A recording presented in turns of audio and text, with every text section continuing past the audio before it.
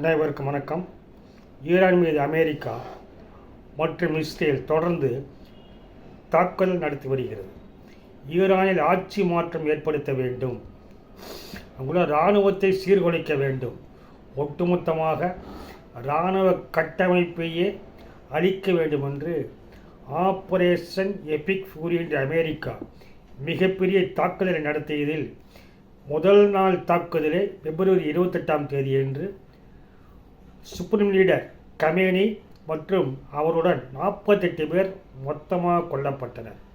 அதில் இராணுவ தளபதிகள், IRGC என்ற இஸ்லாமிய புரட்சிகர காவல் படை முக்கிய தளபதி முகமது பக்பூர் கொல்லப்பட்டார்.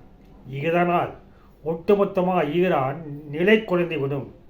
இராணுவம் ஒட்டுமொத்தமாக நிலை குலைந்து இவர்களால் எந்த போரும் தொடர முடியாது. தான் விரும்பியபடியே அங்கு ஆட்சி மாற்றம் ஏற்பட்டு ஒரு ஜனநாயக ஆட்சி மறந்துவிடும் என்று ட்ரம்ப் எதிர்பார்த்தது ஏன் நடக்கவில்லை, ஏன் அவரால் அதை சாதிக்க முடியவில்லை என்பதே தற்பொழுது முக்கிய கேள்வியாக விவாதிக்கப்பட்டு வருகிறது.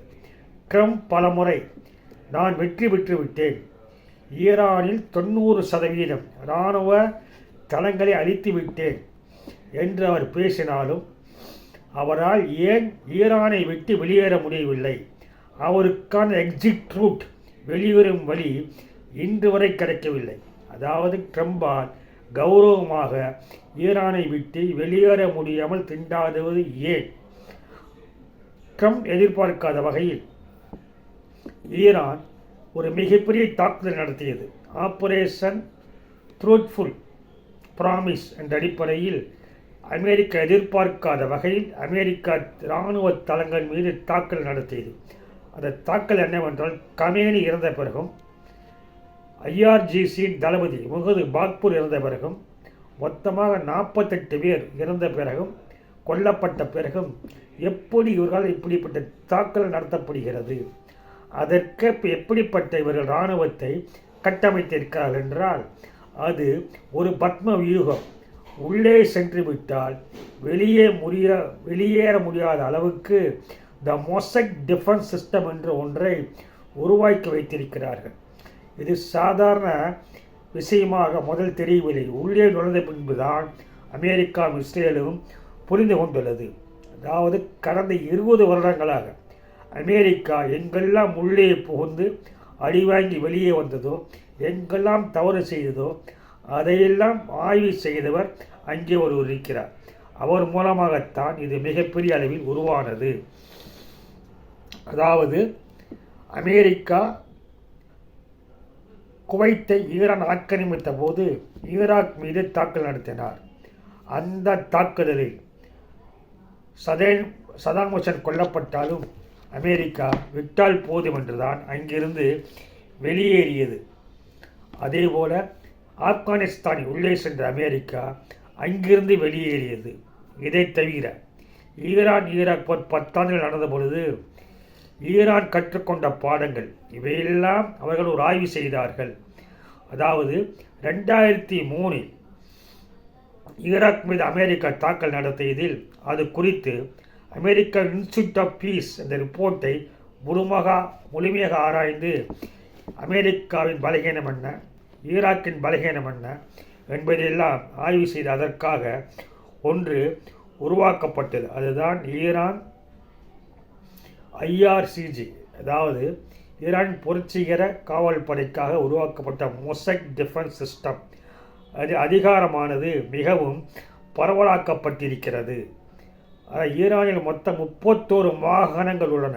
31 மாகாணங்களுக்கும் தனித்தனியாக இராணுவ கட்டமைப்பான IRGCயை உருவாக்கி வைத்திருக்கிறார்கள்.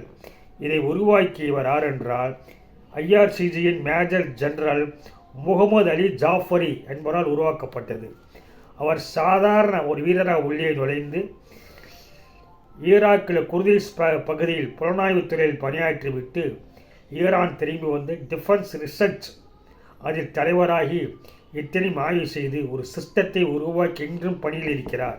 அதாவது 31 மாகாணங்களுக்கும் தனித்தனியாக ஒரு கட்டமைப்பை உருவாக்கி அதற்காக தனித்தனியான கமாண்டர்களையும் நியமித்து, தளபதியை நியமித்து, அவர்களுக்காக தனியான ஆயுதங்கள், தனியான உளவுத் துறைகள் அவர்களே கட்டளையிட்டு எதிரி மீது தாக்கல் நடத்துகின்ற அளவுக்கு அதிகாரத்தை பரவலாக்கி செமி ஆட்டோனமஸ் ஆர்மியாக வைத்திருக்கிறார்கள். எனவேதான் ஒரு மாகாணத்தில் அடிவிழுந்தாலும் இன்னொரு மாகாணத்திலிருந்து எதிரிகள் மீது தாக்கல் நடத்துகிறார்கள். இது அமெரிக்கா சற்றும் எதிர்பார்க்கவில்லை.